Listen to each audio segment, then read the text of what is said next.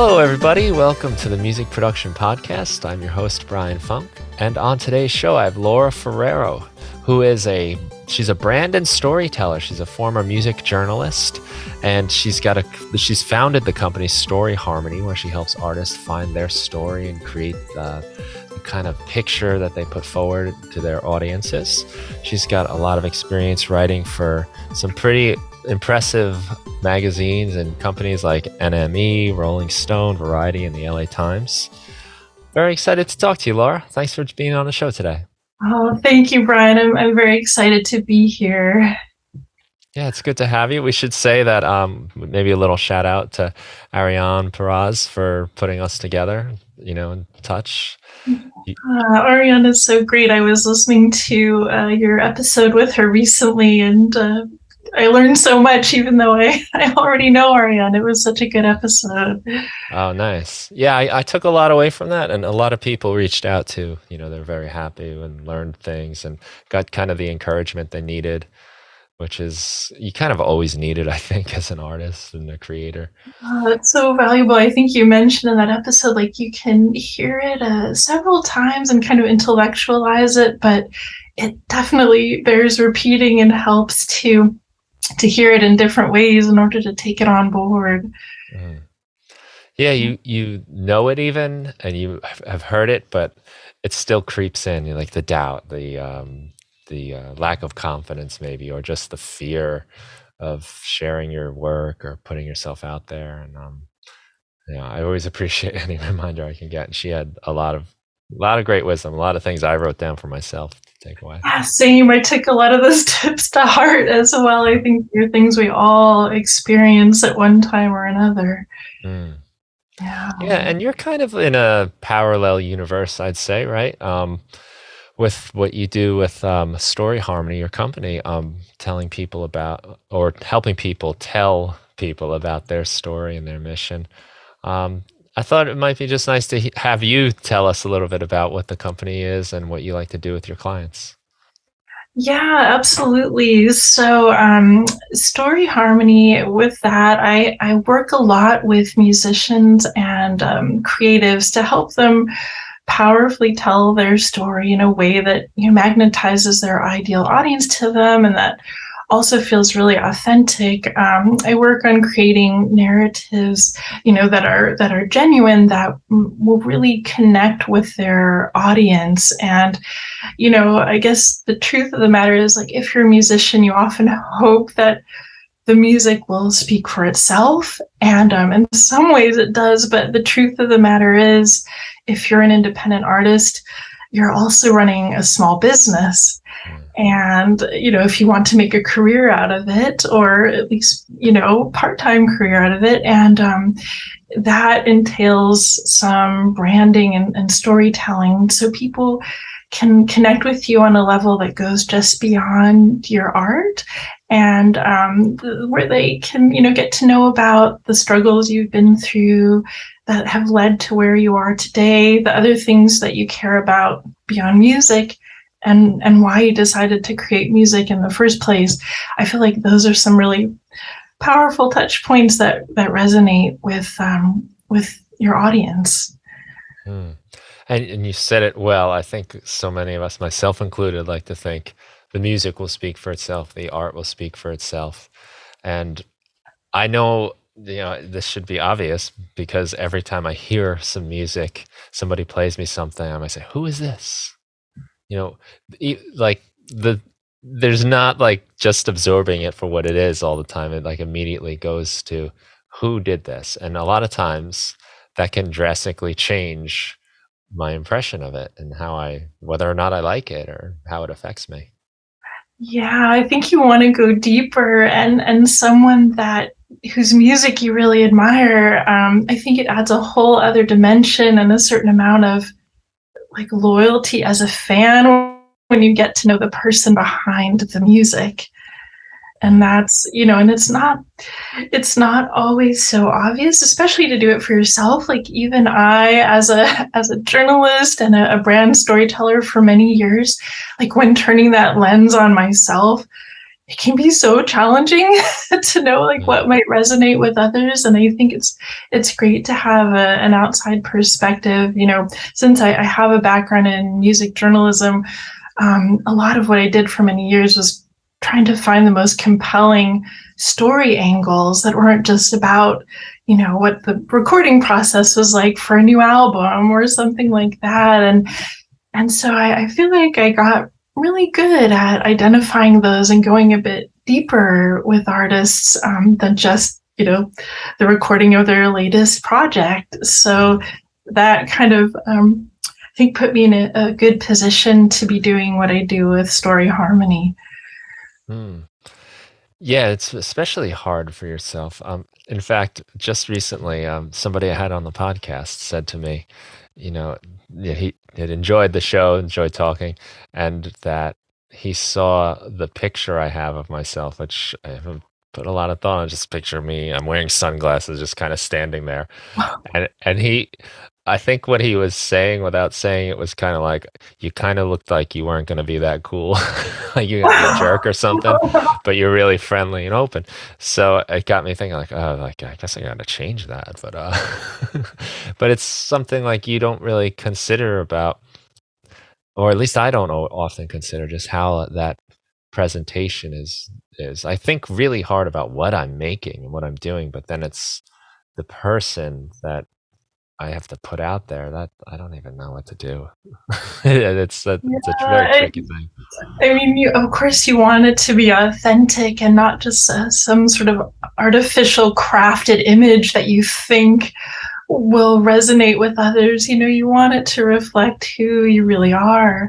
But as you're saying, like that can even extend to the visuals and the photographs that you put out in the world, or the cover of your EP or whatever the case may be. Like what narratives are you trying to convey? Maybe it's not like the aloof guy with the sunglasses. Like maybe that was just an easy, quick thing that you grabbed from an old photo or something. Didn't have to worry about blinking in the picture. Oh yeah, I get that. I blink in all my pictures. But yeah, something like that, like the storytelling really can extend to the visual imagery that you share to represent who you are. And I guess that must be just like a process of almost like an interview, right? When you work with people. Yeah, that is a huge part of it. So, so usually it does start with an interview with the artist. Well, it depends. If they have a team that they're working with, maybe a manager or a publicist, I usually start by talking to them. Sometimes they're actually the ones that refer their clients to me, and we will chat about, what, like if they're a developing artist, what they think are some of their most compelling stories to tell, and maybe what challenges they've encountered and what has worked so far. So it's good to have that as background. And then I'll also do my own research. I will look at all their digital marketing touch points online, their website, their social media channels. If they've been written about in the media, I'll take a look at those articles too, just to get a sense of what's already out there and what stories are being told, and to help me, probably much as you do, prepare hopefully intelligent interview questions when chatting with them. But then we'll also talk, the artist will direct it a lot once we get together on Zoom or in person, whatever the case may be. We talk about their goals, what their music is about. As I mentioned before, the challenges they've overcome on their journey, origin stories, and then everything, like, it kind of runs the gamut. We'll talk about maybe some of their hobbies and what they love to do outside of music. We'll talk about good causes that they support, or if they're involved in any social activism. We kind of try to get a really well-rounded picture of that. And then, it can take any number of forms. I can, sometimes it's coaching, kind of like Ariane does, but for a couple of months to help them pull out and confidently share those stories wherever they communicate with their audience. We'll talk about their values too, as an artist, and it's there, I have some methods for helping to create some stories that you can use on social media and in media interviews and elsewhere, where you can kind of use your values to create stories that signal back to them and kind of share who you really are and what you care about. And then I also do things like I'll write or refresh their bio to reflect all of this, create talking points that they can use in the media, and can even create a story bank of content that they can pull from for the next 3 years, 6 months for social media and beyond. So, sorry, does that answer your question? Yeah, that helps a lot because it's there's a lot to think about, and I know for me myself, there's such a limited time for everything, that you want to do, and that is always kind of like the last consideration, you know. Right, And I I think maybe for know. a lot of people, it's similar where now I have to like construct myself. Um, and you mentioned something about being like authentic, like that is the most Yeah. important, one of the most important things. And it's I can remember, various times in my life hearing artists or seeing what was presented to us by the media or the record companies and just being like, I don't buy it. It's so constructed. It's so, exactly what it needs to be, that there's this kind of problem. So I guess what I was wondering was, how do you make sure it's not a fabricated feeling and it does have that authenticity for them?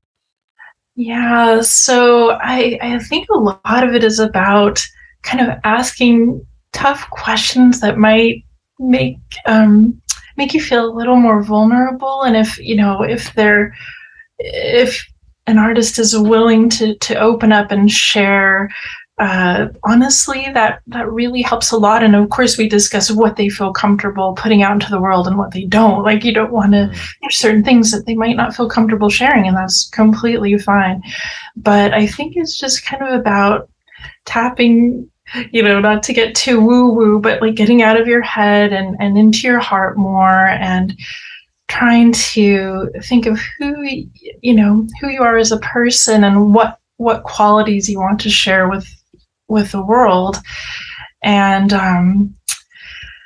yeah, it's a fine line. I know what you mean about some artists that just seem very constructed and artificial. And I also think, like, I'm kind of an unusual personality, I think, as a journalist. I'm not super aggressive, and I'm genuinely curious and love talking with people and hearing their stories. And I think that helps put them at ease. I recently worked with a client who I redid her bio. She had just worked with someone else to do something sort of similar to what I was doing, but then she admitted to her management that she just didn't feel comfortable opening up with that person. And I was like, oh, I hope that she doesn't have that with me. And we ended up just really hitting it off and kind of connecting. And I think I'm not a very threatening personality, so that might help in terms of, holding space for someone to just share who they really are. And it's a process, it doesn't necessarily happen in an hour interview. You've got to kind of keep in touch and keep working together over, depending on what we're doing together, an amount of time to really bring that out in somebody. Yeah, that's interesting. And the idea of the interview background, I'm sure, has to be pretty helpful. And you sent just a few names, of people you've spoke with: Dave Grohl, Frank Black of the Pixies, David Harry from Blondie, and I actually saw a post on your Instagram where you have a picture with Francis Black, like, from the Pixies, Yeah. and how that was. He was one of your heroes musically, and one of mine too. I love the Pixies, one of my favorite groups, and the kind of like fear of speaking to somebody like that, and I can relate to that sometimes in doing this show, where I don't know if I'm gonna be like too generic with what I talk about, or not ask like an interesting question, or just here we go again with the same thing that I've answered 900 times in other formats.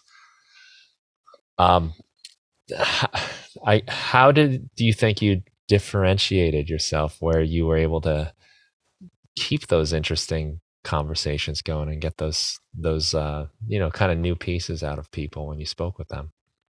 Yeah, so a lot of times it was doing research beforehand and trying to come up with things that maybe they hadn't talked about in the media 100 times before. And with Frank Black of the Pixies, it was actually kind of easy because they were one of my favorite bands growing up. I mean, I still love the Pixies, and so I already knew quite a lot about them and what they were up to. And um, I also really care about the good causes that artists support, like those who choose to use their public platform to share about nonprofits and maybe their social activism. I really admire that. In fact, I did my thesis about the convergence of music and politics, and I so I often go that angle too, where I'll ask them again, not just about their latest project, but like deeper things about themselves and their lives and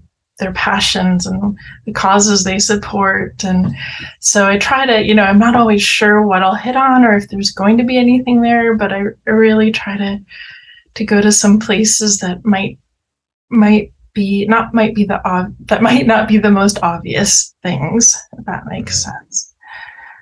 Yeah, so you're going more for like their personal interests and passions then. Yeah, and they're often, when you write for a mainstream media outlet, there is often the obligatory, gotta feature their new album or the upcoming tour, and that's great too. Sometimes there's some really cool stories that come out of that as well. But yeah, like I might give an example because I also work as a publicist for artists. Sometimes if it's a really interesting story, for me it all comes back to story. And there's an artist that I worked with a couple of years ago. His name is Carly Munoz, and he was actually the keyboardist and piano player for the Beach Boys for many years. And nice. His solo work is more in the kind of jazz and world music realm. So it isn't. I really have a strong background in indie rock and other areas. It wasn't necessarily jazz and world music. But talking with Carly, his album that we were working on together, it was all inspired by Wangari Maathai, who is the first African woman to win the Nobel Peace Prize for her environmental work. And the songs on the album, several of them told the story of Wangari Maathai, and he partnered with the Green Belt Movement, which is a nonprofit that helps. She passed away a few years ago, but they help continue her legacy of planting trees throughout Africa and all of this great work. And there was such a rich story there. And he recorded the album. He's Puerto Rican, so he recorded the album in Puerto Rico right after Hurricane Maria had hit. And he was doing it by, they were reading music by the light of their iPhones and using a backup generator for power. And I was like, oh my gosh, there are so many fascinating stories here to tell beyond even Carly himself as an artist and who he is. It was like stories for days. And we ended up getting features in Billboard magazine, Forbes, the local Puerto Rican daily paper, kind of all over. And it was really exciting just because there were so many good stories to tell. So that's all to say, I try to dive deeply into things that might not be so obvious. What do you think it is about the story? Why can't we just listen to music or appreciate the art? I mean, as in studying literature to become like a high school English teacher, there's like different schools of criticism, and one of them would be, everything they write is totally derivative of their life and their experience inform their work. But then there's others where it's ignore the author, forget the time period, and just look at the words. But I don't know that we've ever really I don't think we can do that. for the most part. It's only like an intellectual exercise that we can forget our own history, our own background, and the background of the authors. Yeah, Why is it the story? I think it's kind of as old as human history, right? Like we've been telling each other stories to learn lessons, to share experiences, to get inspired, and that still holds true. There's a study that was done recently by a Stanford professor that found that stories are up to 22 times more memorable than facts and figures alone. And they're how we connect with one another on a human level. I think inherently human beings are fascinated by other human beings and their stories. And I don't know about you, I would imagine it's similar, but when you hear someone that is in a situation that might not be exactly like yours, but somewhat similar, and then they overcome an obstacle and they persevere no matter how hard it was, and it's just like, oh, if they did that, I can do that too. And it creates an emotional connection. Like stories create an emotional connection the way, of course, music is very emotional. That does create an emotional connection, but it can be fleeting. You might like a song and then listen to it and then that's it. But if you're really invested in the person behind it, I think it adds another dimension and much more longevity with that relationship. Yeah, I've definitely had that experience with bands and musicians where the more I get into them, the more I just like them. It happened recently with me with the Cars. The last couple of years just went bananas for the Cars. And I've liked them my whole life, really, but there were certain songs I preferred and others that I would skip on the record. But now it's just like, it doesn't matter. It's just the Cars. So, their story, who they are, their approach to music, all that stuff is just fascinating. Even in the songs that aren't the big hits or the most catchy or whatever it might be, some of the weirder, more obscure ones, you still hear them in it. Yeah, oh, absolutely. And not to make this too transactional, but as an artist who wants to earn money and get fans out to your shows and sell your merchandise or whatever the case may be, stories really do translate into increased income if you do it right. And I had that aha moment. You actually mentioned Frank Black of the Pixies, and when I interviewed him, there was kind of an aha moment. It's sort of an interesting story. So I had delayed and procrastinated and avoided interviewing him for quite a while because he had a reputation for being kind of hard on journalists, and I didn't want an unfriendly interaction to taint my view of his music that I love so much growing up. Right.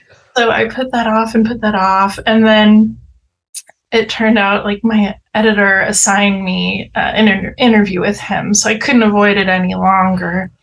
And so you'll have to interview your hero. It was funny. Yeah, he was doing something affiliated with my magazine, and so it's like you gotta talk to him.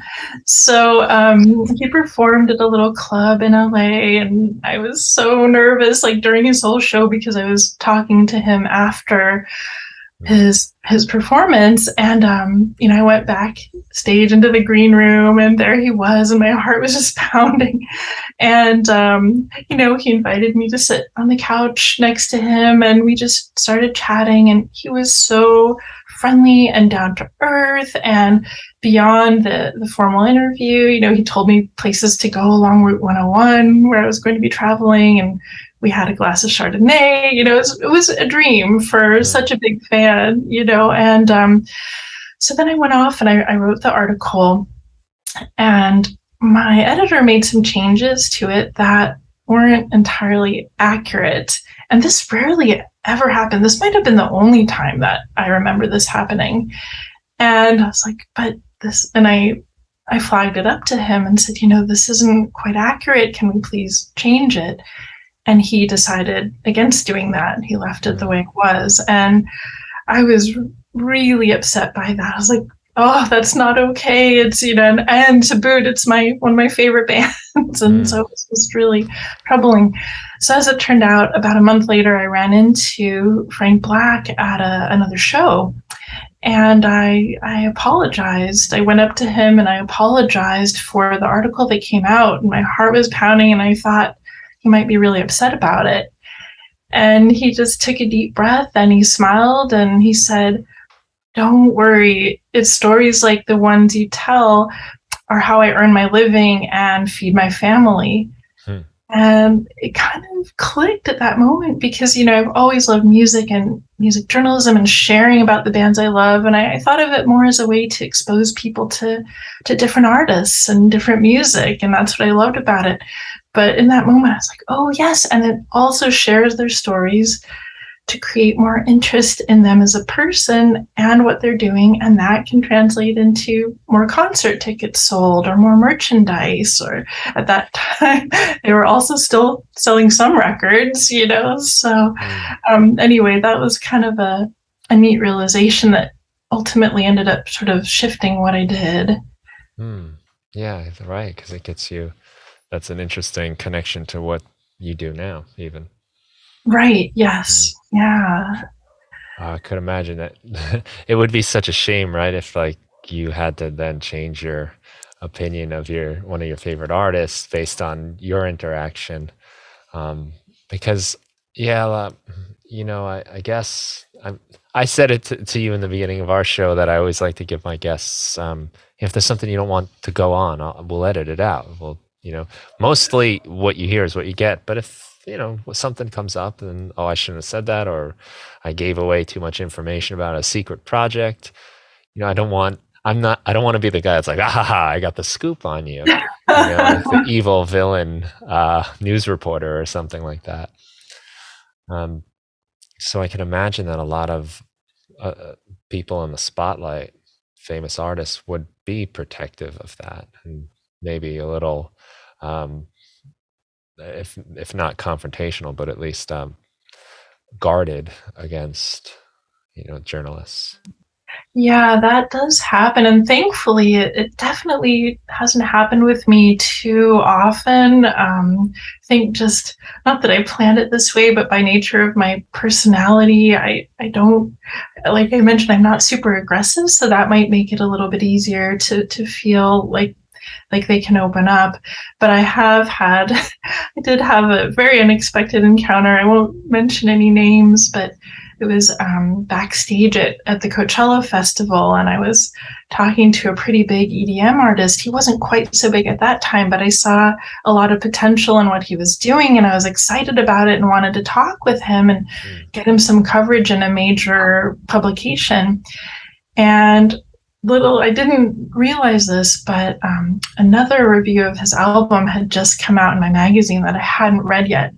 And it wasn't terribly favorable. It talked about how, you could probably do what he does by twisting a few knobs in your bedroom.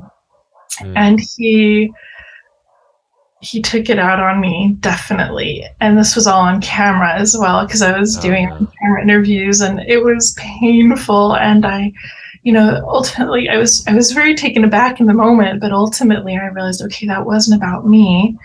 But it was a really hard moment, and I wasn't quite sure how to respond. But I'm not sure if I ever did appease him in that moment. He did really seem to be upset about it. But thankfully that I can only remember one other interview where I really felt uncomfortable, and out of like hundreds, maybe thousands by now that I've done, where the person just kind of gave me a lot of yes/no answers and didn't really want to open up. But thankfully it hasn't happened very often. Yeah. Well, that's a good point, though. It's not about you. It's just the, I guess in that publication in that case, but could even just be media coverage in general, or I woke up on the wrong side of the bed and my coffee was cold or something. That could be too. But Yeah. yeah, I can't imagine. That's sorry that happened, but I've seen sometimes they come up on the internet of just some horrible interview where the artist is not willing to play along. And yeah, who knows whether it's the questions that were asked or just the fact maybe they're just on spread so thin and here you got to get on another interview today. I don't care if you get hired. Yeah, and that's something to consider too. Some artists, it must be really hard doing the publicity circuit and having, Yeah. in some cases, several interviews in a row. And I definitely can sympathize with that. And I guess that's part of the reason I try to make mine a little different. And hopefully they're not answering the same questions over and over again. Right. But that's real. The fatigue must be real doing that. Yeah. Yeah. So your tactic is to get to the things they're passionate about, the things that maybe don't come up on the normal kind of few minutes that they do for all kinds of different people. Yeah, because I think we all have those. Like, I actually started my career right after college. I got a job at a daily paper in Southern California, and I was talking to, it was like the local bureau of the daily papers. So it had a small town feel. And I talked to some local business owners about some of their hobbies and passions. Like one local business owner, he had one of the biggest train sets in his backyard and in the country at that time, apparently. And he just lit up talking about it. He was so enthusiastic to not talk about business for a few minutes and share his train set. And I think that's true of all of us. Like it's a lot easier to talk about things you're excited about. Yeah, right. Instead of the talking points and that kind of that's one of the things I really appreciate about what we're able to do these days with internet podcasts or YouTube, how you can get deeper, learn more, not just have to hear like, we got 3.5 minutes and we need to promote the new record or the new product or the new whatever, and get a sense of the person behind it. Again, I guess story again, right? It's makes it more interesting. Isn't that it? And I don't know if you're familiar with Rich Roll. He's actually not in the music realm technically, but I just read his book. Finding Ultra. Oh my God. Honestly, I've made some life changes after that book. Just fitness wise and what I'm eating. Amazing. Yeah, he's a vegan ultra marathon athlete who's also one of the OG podcasters, and he has I think it's now up to 2 podcasts a week, and he goes really in depth. They can be like 2, sometimes 3-hour interviews with people. And I started listening to him several years ago and found those conversations so fascinating, delving deeply, like you're saying, like not the 2 or 3 minute soundbite interviews. It was like really going deep into their backstory and the work that the people he interviews are doing now, or the work. Suddenly my grammar fails me. But yeah, the fact that there was such a rich story that he was able to get out of people, having more time and space to do that, I think is why he's a super successful podcaster today. As far as I know, one of the more successful out there.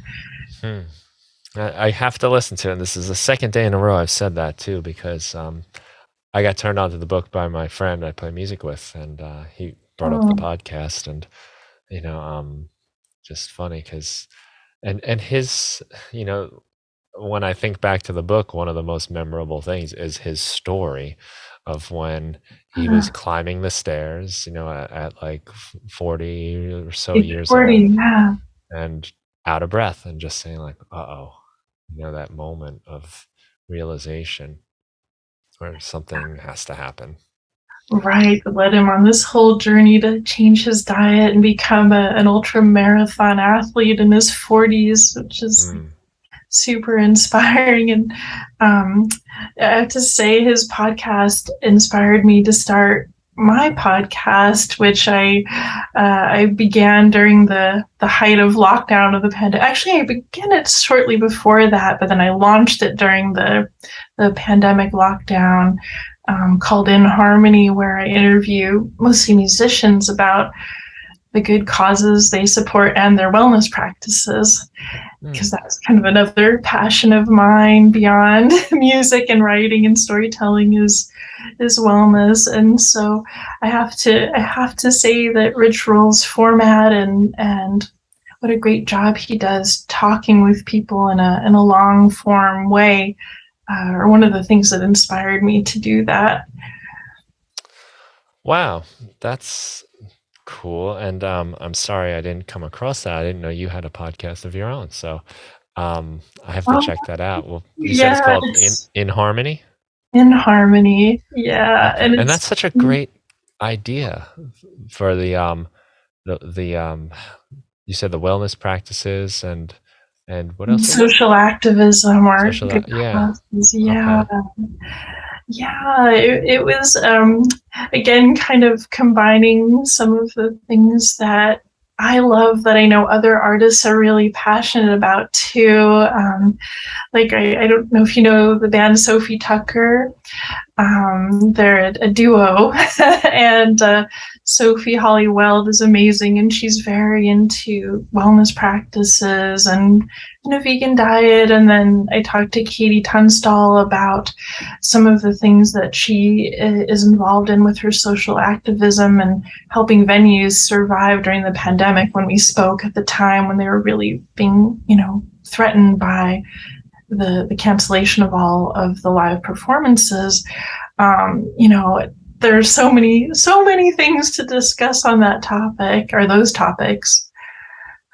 Right. And that's so clever of you because you've built your entire podcast basically around talking to people, artists, about things besides their art and things that they're passionate about that that probably informs and helps them with their art anyway. So I'm sure that all comes up. Yeah, it does all come together. Isn't that interesting? And uh, Chadwick Stokes from the band Dispatch, he is very politically active on a number of fronts. And one of the cool things he does is when he's touring, he gathers his fans together to do various things. So, trying to think of some examples. I think sometimes they'll put food together to feed homeless communities, or, and there are ways that he comes out, interacts with his fans, and they interact with each other to do these awesome things in the cities he visits before his shows. And so that all informs, it's a great example too of how sharing the things you're passionate about can build community beyond the scope of just the music. Right. And, as a touring musician, right, you go into all these places. I mean, that has so much potential for burnout or a whole host of poor things could happen, just being on the road like that. So to build in that kind of passion really and to work on a project, I love that. That's great. Yeah, it kind of, I think, reinvigorates you too in a new way, and you get to see the city beyond just the back of a bus or Yeah. maybe. Right. Oh wow, I gotta check that out. I would have loved to have had more to say about that with you from listening to it, but It's I all think that's good. just such a cool idea because even just this whole idea of like wellness and mental health and taking care of yourself as opposed to the kind of like hustler mindset where 24 hours a day you got to be going sleep when you're dead, and this kind of stuff that is just going to fail you in the end. It's nice to actually hear the daily habits. I read a book not too long ago, I think it was during lockdown, about like daily habits of successful people through the ages and like their morning routines. I think it was called maybe morning routines. I feel something like like that. we're so like endlessly fascinated by people's morning routines and what gets them going or how they look after themselves in the morning. I must go back to story again. You get kind of a little insight into who they are. But yeah, Mm. I think I get so many emails from people that I follow who talk about, oh, here's the morning routine, and something just resonates about learning other people's routines. It's kind of fascinating. Hmm. Well, it gives you sort of like a window into how they actually do it, Yeah. because sometimes it seems like magic, and or they're struck by lightning, gifted. But it's empowering, I think, to learn that no, the way I do it is I get up and I do this, I do that, I get to work, I take one step at a time. Then eventually something happens. Yeah, absolutely. And it was kind of funny. I started something during the pandemic because, a challenge I faced right when the pandemic started, a lot of the work I was doing was events based. I was working with brands and musicians and nonprofits to put on activations, and sometimes, a lot of times, they were in person. And a lot of that work went away when lockdown began, and it was kind of a scary time. And in the mornings, for some reason, that inner critic voice seems to be the loudest, at least with me. Hmm. And so I developed a routine rather than just like diving into my computer and looking at emails or social media. I would just take some quiet time and read some inspirational books for about 20 minutes. A lot of them were about mindset or, finding joy and inner peace. And something about that just kind of, and I'm still doing it now, like even though things are not quite as quiet now, I definitely take comfort in that practice. And Hmm. yeah, and then I guess my point was that I found out later, like some of the people I really admire do that too, and I had no idea when I started that was part of their morning routine, and I was like, oh, good, I think I'm on to something. Hmm. I think that is very important because it's so easy to just kind of like spring out of bed and then get back on like the conveyor belt of just the routine and like you said, whether it's emails that came in overnight or social media or the news is, Oh, the that because I news. think that happened to me a little bit in lockdown. I was watching the news so much more because, something worth hearing about. And, um, I but then it, know. it translated into like just there's this routine now. I have to always see what's going on. And I kind of had to be like, all right, look, this is not serving you. You need to pull out of that a little bit. I think a lot of people were doing that, and then when you do pull back, you realize it's causing quite a lot of anxiety. So Hmm. to be kind of self-aware enough to recognize that and change it is a powerful thing. Mm.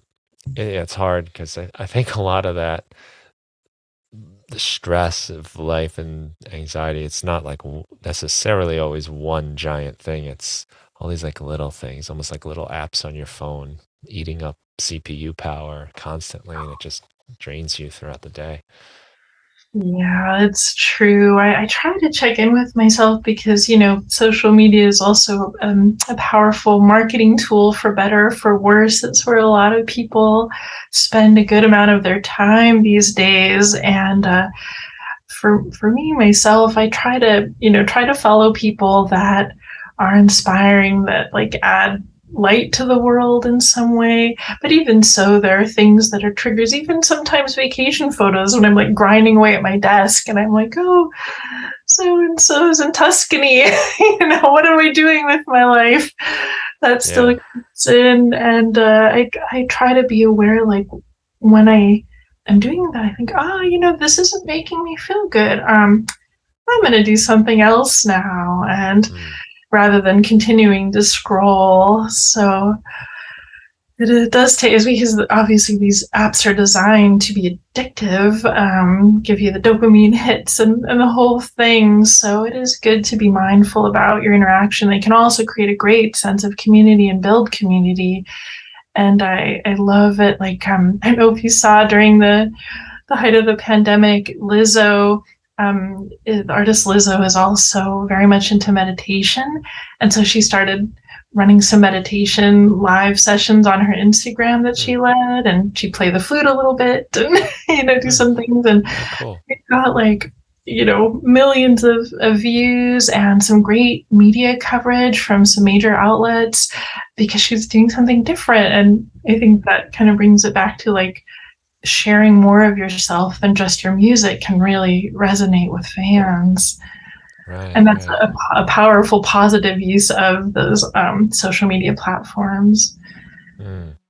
Yeah, that's when it's at its best, I guess, when you get the picture of like them as a person, and it can be at its worst when it's um, you know, what fluff and content and material. Yeah. I just saw. I wonder if you're familiar with this and have thoughts, and because there's a story thread in here somewhere. There's an AI, like I guess rapper, who got signed to, I think it was Capitol Records, and then almost immediately dropped.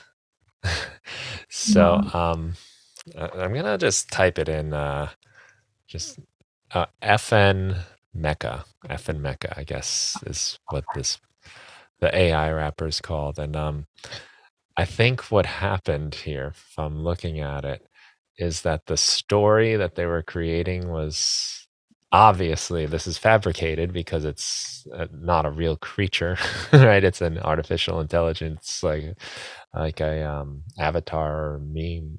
I don't know what you would call it, but um, it just didn't land. The story was perceived as inauthentic, and Oh, um, yeah, I don't know what my question really was, but I was just kind of curious if you've seen that and had any thoughts, because it's kind of fascinating because there is potential, I guess, that we could be going in that direction. And it comes up in conversations I have here, but on the podcast about like, will, artificial intelligence or computers be able to just write music? That's great. They have programs that have written songs that are kind of like the Beatles or kind of in the genre of this or that. And they can do things that sound good, but I guess my thing was always, I never thought like a computer generated song would make you wear a leather jacket or like tear your jeans. Like so much of like how we identify ourselves are through the artist and I guess the story that they are portraying, whether it's like an obvious story or just kind of the image.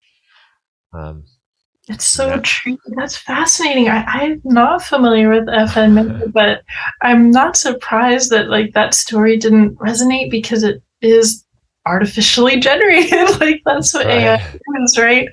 And I know, even in music and other art forms, and even storytelling or marketing, AI is being experimented with and used. And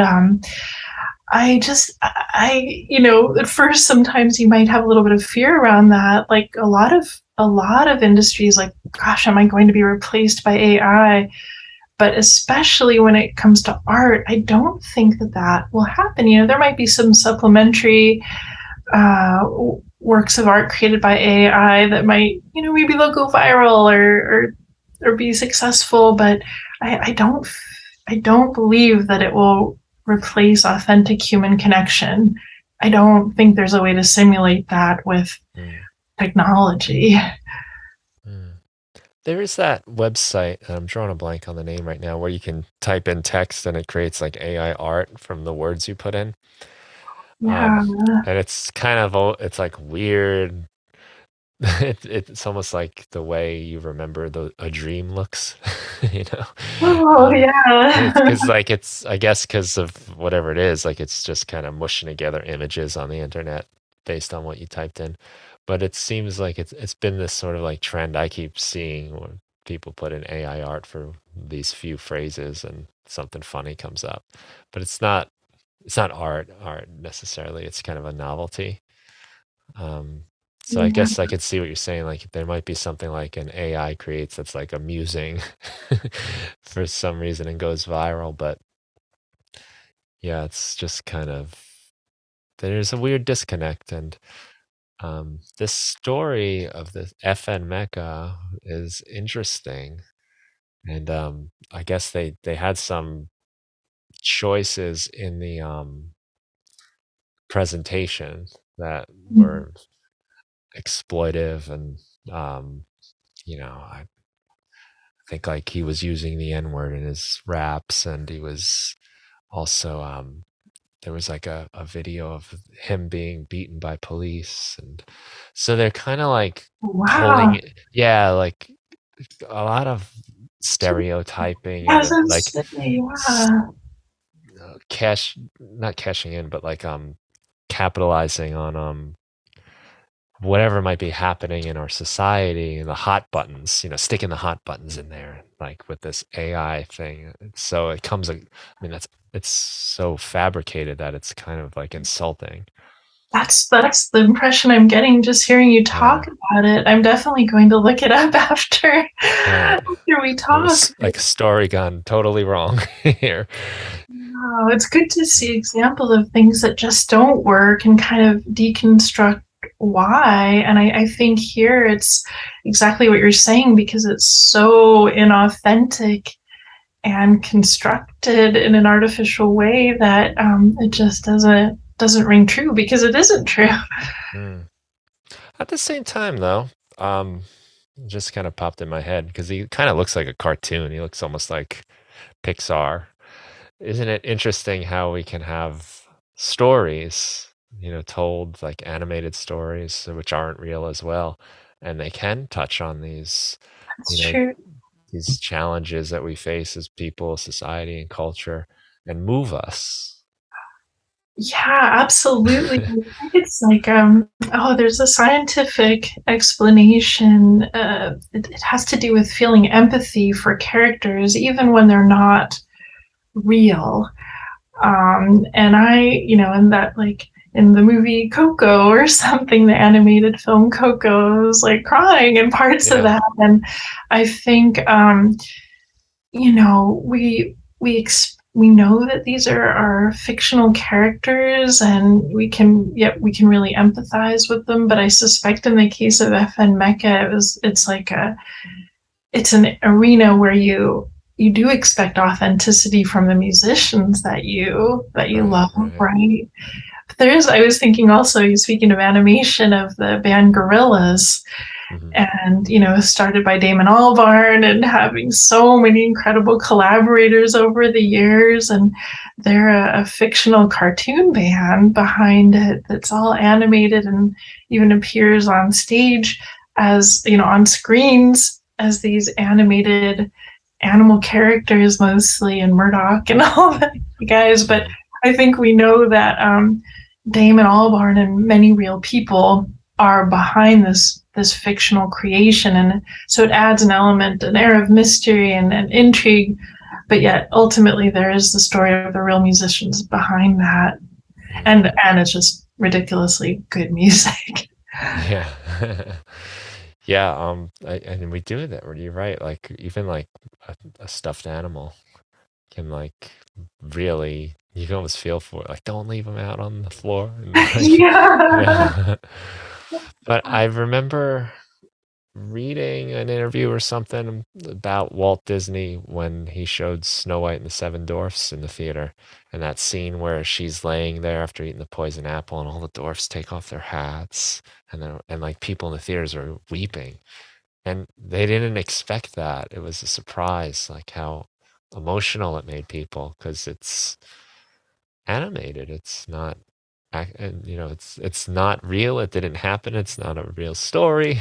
Everything about it, but still, I guess it just taps into something about human nature, and And that happens a lot in stories too, with artists where I don't have to have experienced what they've experienced, but I can relate to it. Some of the bigger like human qualities or the kind of universal things we all go through.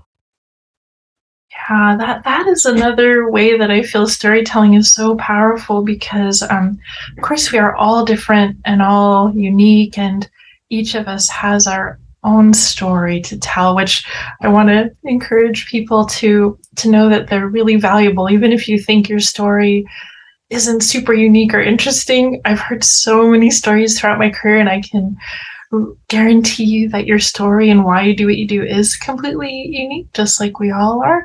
However, there are certain underlying things that we all share as human beings, no matter where we come from, that are so universal. Mm. And those things are conveyed really well in stories as opposed to like just a laundry list of what you might like I like this and this band and this food and I love the beach or something. It's like that seems kind of generic. You don't really get a glimpse into who that person really is, the Mm. way stories allow you to do. Yeah. Yeah, and I think about that a lot in song lyrics too, because it's kind of odd that sometimes by being so specific, you hit on universal things.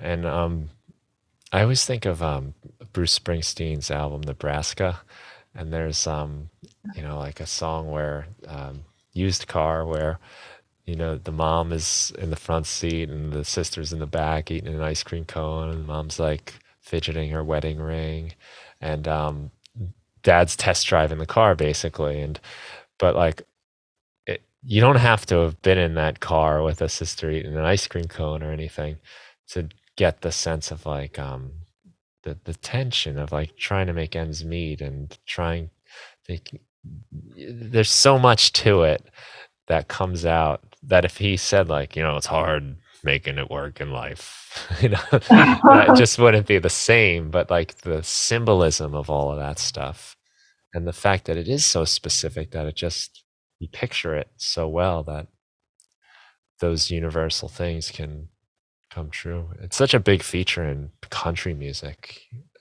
Like they're really specific about like what kind of truck or what drink, and but they do paint that picture that brings you there.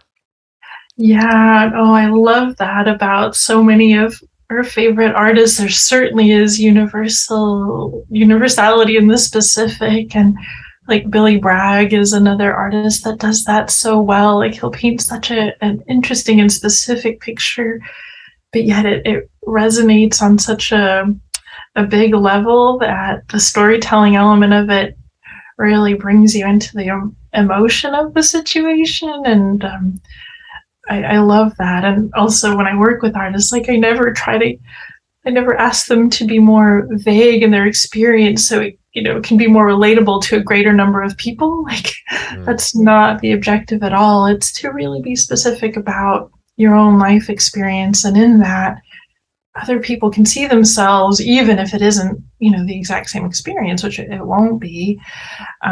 It's still there, the emotions that you may have felt or the lessons that you learned are where people, I think, can really connect. Mm. Yeah, that's where a lot of the vulnerabilities are, that Yeah. I as a high school English teacher, I've taught like 9 through 12, grades 9 through 12. And in the ninth graders, something I notice about them is they're very reluctant to admit they like something, Oh, even if they love it. Like some people are, they'll proudly wear the shirt and like, who likes this song? They'll raise their hand and whatever. But there's so much at risk, I think, for them to admit, it's so much easier to point out what they're against, what they don't like, because they're not identifying with it. They're just saying, no, I don't like that. I'm above that, or I'm cooler than that, or whatever it is. Um, so I guess I was wondering if that's part of it, in a way, like kind of defining what you're not for, what you don't stand for? Is that a way to get to it, or is that actually not the way to get to it because it kind of, because that's what I see, I guess, in my students sometimes, is that they won't open up, but they'll only like kind of close off to things. They won't admit because it's danger. Because then someone in the back will be like, "Oh, you like that? That's stupid," as someone almost inevitably will at that Yeah. age.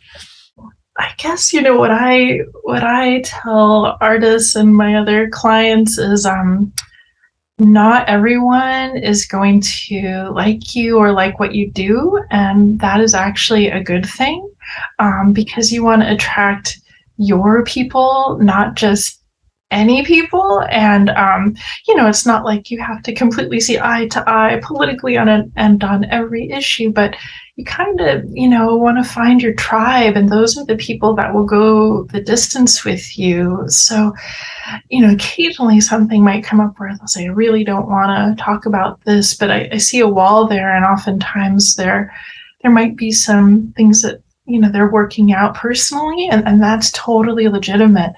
But for the most part, I feel like more often we definitely delve into what they do stand for and are about or do love, than the opposite. And again, I think it's okay. Like some artists might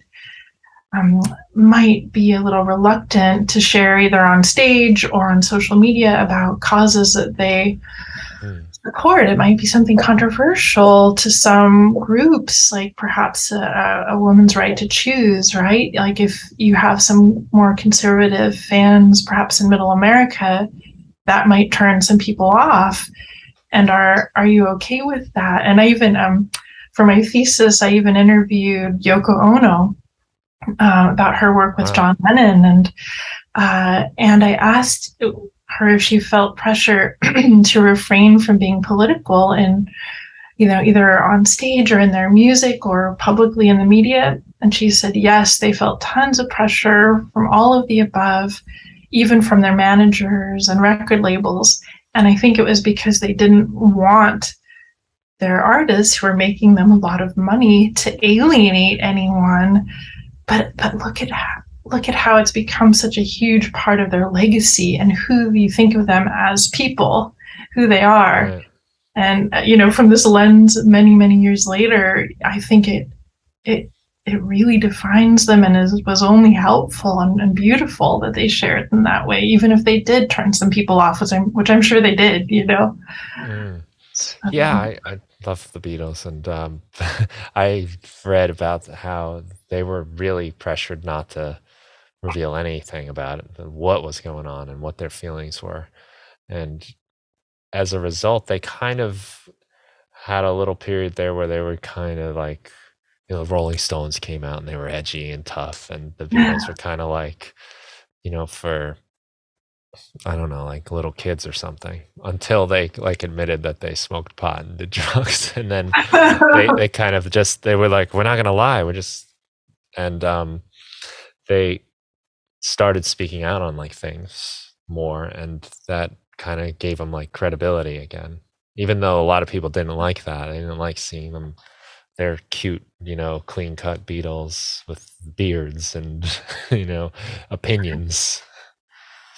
Right, but ultimately that was much more authentic to who they were as people at that point, and I think people recognize that, and sort of the fearlessness that comes with doing that, of expressing who you are. I have a friend who is a musician, and he's I guess in his midlife, realizing that there's a feminine side to himself that he wants to express, and that's part of his persona as an artist now. And he dresses as kind of a riot girl on stage, and in his videos. And I'm like, what courage it takes to express that part of yourself. And I'm sure it does alienate some people, but he looks so free and like he's having so much fun doing that. So I think that's what matters. Yeah, having like the guts to be real. And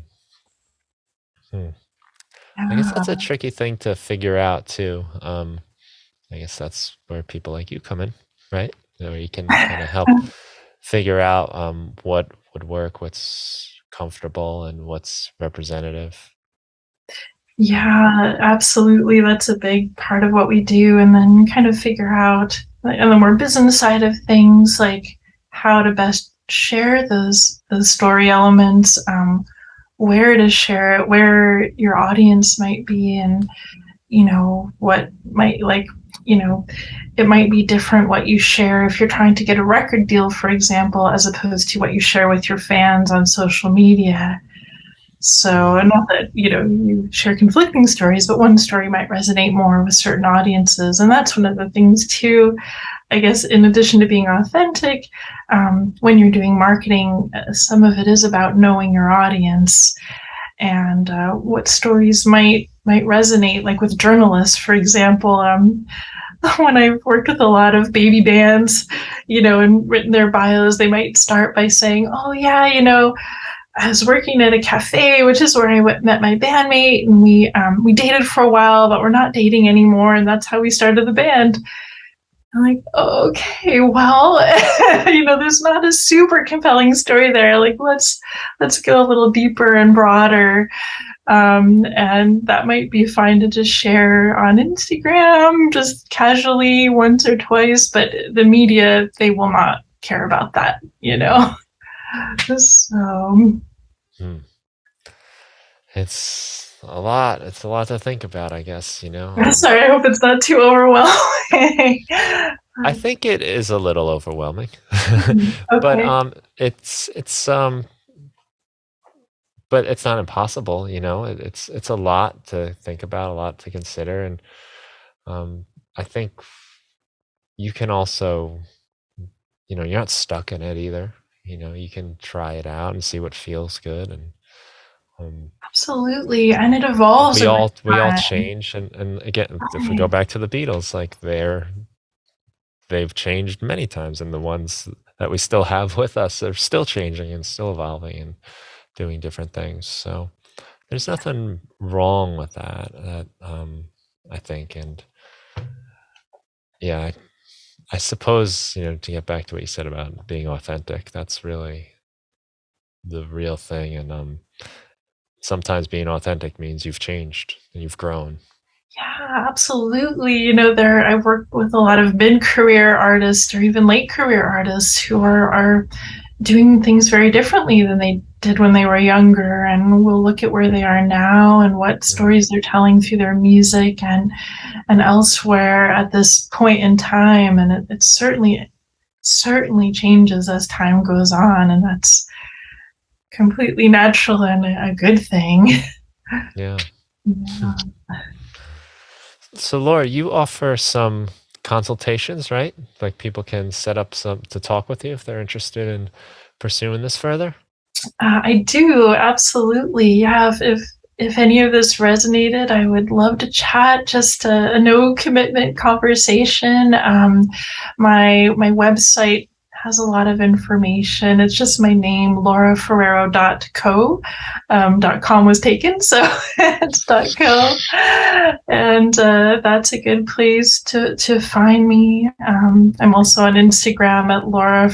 It's a mouthful. Laura Ferreiro Storyteller is my handle there. So yeah, I'd love to connect with your listeners.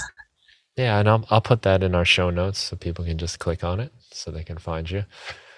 But I think it's important, and something that does get neglected a lot, and probably not a bad thing to have another person help you with. Just we have such a hard time seeing ourselves for who we are. I mean, how many times in life do you think you're so justified in a situation, and then like you look back and you're like, oh my god, I was an idiot, I was a jerk, or I didn't see it right, or I was in the wrong. Or even that, I think a lot of times we tell ourselves that something is like not that interesting, or maybe it's kind of a boring story, and someone else will be like, no, that's fascinating. And that's, I've certainly done that with clients I've worked with where they're like, well, this probably isn't anything, but this happened, or I believe this. I'm like, oh, no, we should really amplify that, that's wonderful. Just helping find the confidence in sharing those stories and not having that inner critic voice tell you that they're boring or not interesting or might be Right. offensive or something. Yeah, very true.